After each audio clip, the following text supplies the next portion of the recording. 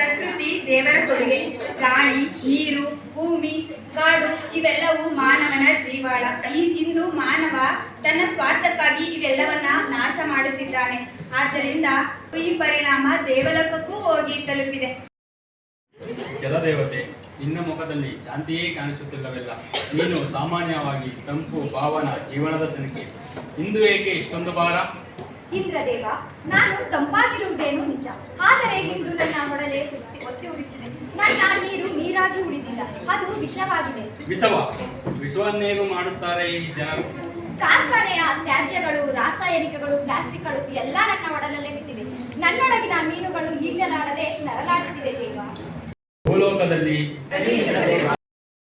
ಮೊದಲು ಈ ನದಿ ನೋಡಿದರೆ ಎಷ್ಟು ಪವಿತ್ರವಾಗಿತ್ತು, ಆದರೆ ಈಗ ಕಲುಷಿತವಾಗಿದೆಯಲ್ಲ. ಹೌದು, ಇದು ಜನರಿಗೆ ತಿಳಿಯುತ್ತಿಲ್ಲ. ತಿಳಿದಿದ್ದರೂ ಅಹಂಕಾರದಿಂದ ಮರೆತಿದ್ದಾರೆ. ಅಕ್ಕ ಅಕ್ಕ ಯಾರು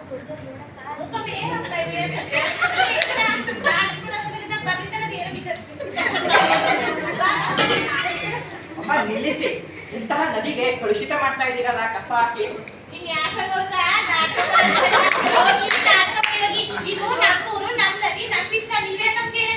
ನದಿ ನಿಮ್ಗಷ್ಟೇ ಅಲ್ಲ, ನಿಮ್ ಮಕ್ಕಳ ಭವಿಷ್ಯನೂ ಕೂಡ ಹೌದು. ಅಲ್ಲ ಅಶ್ವತ್ಥ, ನೀರದೆ ಒಂದ್ ಸ್ವಲ್ಪ ಕಸ ಹಾಕಿದ್ರೆ ಏನಾಗ್ಬಿಡುತ್ತೆ? ರೋಗ ಬಂದ್ಬಿಟ್ಟದ. ವಿಷ ಸ್ವಲ್ಪನೇ ಆದ್ರೂ ಪರಿಣಾಮ ಜೋರಾಗಿರುತ್ತೆ ಅಲ್ವಾ?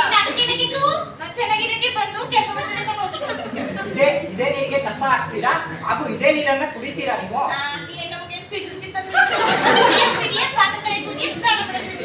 ಅವಾಗೆಲ್ಲೋಗಿದ್ರಿ ನೀವು? ಕೇಳ್ಬೇಕಿತ್ತು.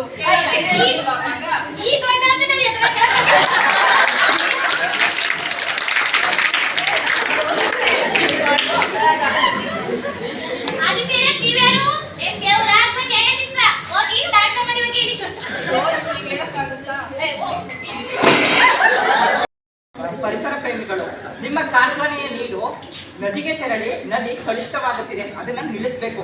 ಇದು ನಮ್ಮ ಕೆಲಸ ಅಲ್ಲ ಸ್ವಾಮಿ, ಮೇಲವರ ಕೆಲಸ. ನಿಮಗೆ ಏನಾದ್ರು ತೊಂದರೆ ಆದ್ರೆ ಅವರನ್ನೇ ಹೋಗಿ ಕೇಳಿ. ಅವರ ಆದೇಶದಂತೆ ಕೆಲಸ ಮಾಡ್ತಿದೀವಿ ಅಷ್ಟೇ.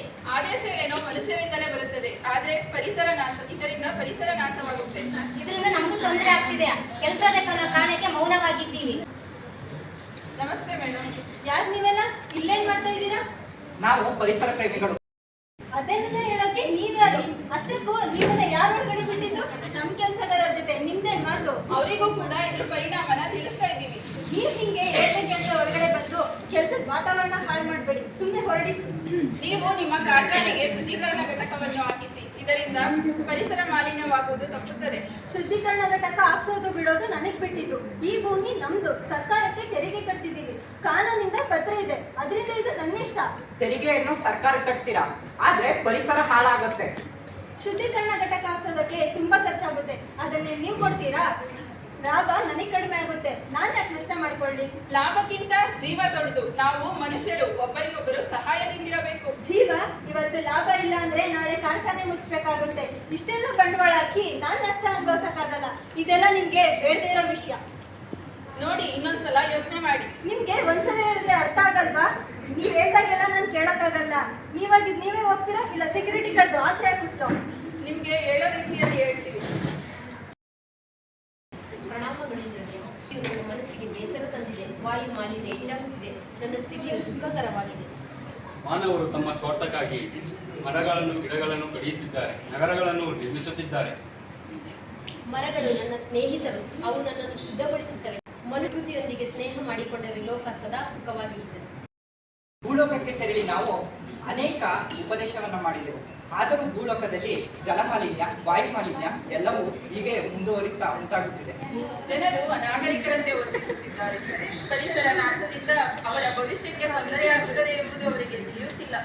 ಅದು ಈಗ ತಾನೇ ವಾಯುದೇವತೆಯು ಸಹ ಬಂದಿದ್ದಾರೆ. ನೀವು ಈಗ ತೆರಳಿ ವಾಯುದೇವತೆಯ ಸಮಸ್ಯೆಗಳನ್ನು ಪರಿಹರಿಸಿ. ಇಂದ್ರದೇವ, ನೋಡು ಚಂದ್ರಪ್ಪ, ನಾನ್ ನಿನ್ ಜಮೀನಲ್ಲಿ ಒಂದು ಕಾರ್ಖಾನೆ ಕಟ್ಟಬೇಕು ಅಂತ ಅನ್ಕೊಂಡಿದ್ದೀನಿ. ಅದರಿಂದ ನೀನ್ ನಿನ್ ಜಮೀನ ನನ್ಗೆ ಮಾರ್ಬಿಡು. ನಿನ್ ಜಮೀನ್ ಮಾರೋದ್ರಿಂದ ನಾನ್ ನಿಂಗೆ ಲಕ್ಷಾಂತರ ರೂಪಾಯಿ ಕೊಡ್ತೀನಿ. ಹೆಂಗೋ ನೀನ್ ಬ್ಯಾಂಕಲ್ಲಿ ತಗೊಂಡಿರೋ ಸಾಲ ತೀರಿಸ್ಬೇಕು, ಮಕ್ಕಳು ಮದುವೆ ಮಾಡಬೇಕು.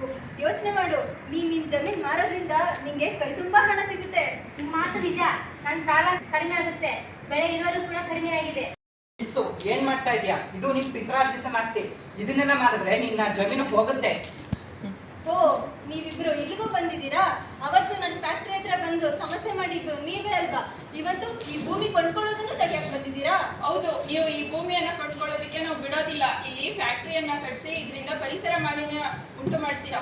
ಈ ಭೂಮಿ ನಮ್ದು ಮಾರೋದು ಬಿಡೋದು ಅನ್ನಿಸ್ತಾ ನೀವ್ಯಾರು? ನಾವು ನಿಮ್ಮ ಹಿತೈಷಿಗಳು. ಇದು ಅಭಿವೃದ್ಧಿ, ಉದ್ಯೋಗ ಸಿಗುತ್ತೆ, ದೇಶ ಮುಂದುವರಿಬೇಕಲ್ವಾ?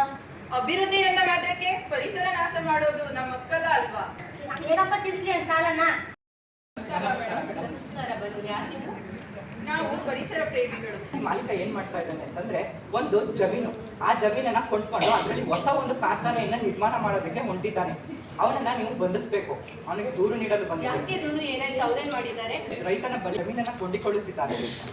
ನಾನು ಏಕಾಏಕಿ ಆಧಾರಗಳಿಲ್ಲದೆ ಹೀಗೆ ಬಂದು ತಡೆಯಲು ಸಾಧ್ಯವಾಗುವುದಿಲ್ಲ. ಮೊದಲ ಆಧಾರಗಳನ್ನ ಪರಿಶೀಲಿಸಿ ಅನಂತರ ನಿರ್ಧಾರ ತೆಗೆದುಕೊಳ್ಳುತ್ತೇನೆ. ಜಾಗವು ಸಹ ಅಕ್ರಮವಾದದ್ದು. ಇದಕ್ಕೆ ಈಗಲೇ ಕ್ರಮ ತೆಗೆದುಕೊಳ್ಳುತ್ತೇನೆ. ಬನ್ನಿ, ಮಾಲೀಕನ ಬಳಿ ಹೋಗೋಣ. ನಿಲ್ಲಿಸು. ಆ ರೈತನ ಬಳಿ ನೀನು ಪತ್ರಕ್ಕೆ ಸಹಿ ಹಾಕಿಸುವಂತಿಲ್ಲ. ನಾನೇನು ಇದನ್ನ ಸುಮ್ಮನೆ ಕೊಂಡ್ಕೋತಿಲ್ಲ, ಕೈ ತುಂಬಾ ಹಣ ಕೊಟ್ಟಿದ್ದೀನಿ. ನಿನ್ನ ಅವ್ಯವಹಾರಗಳ ಬಗ್ಗೆ ನನಗೆ ತಿಳಿದಿದೆ. ಈಗಲೇ ನಿನ್ನ ಕಾರ್ಖಾನೆಯನ್ನ ಮುಚ್ಚಬೇಕು. ಇದು ಸರ್ಕಾರದ ಆದೇಶ. ಇಲ್ಲಿದೆ, ತಗೊಳ್ಳಿ ನೋಟಿಸ್.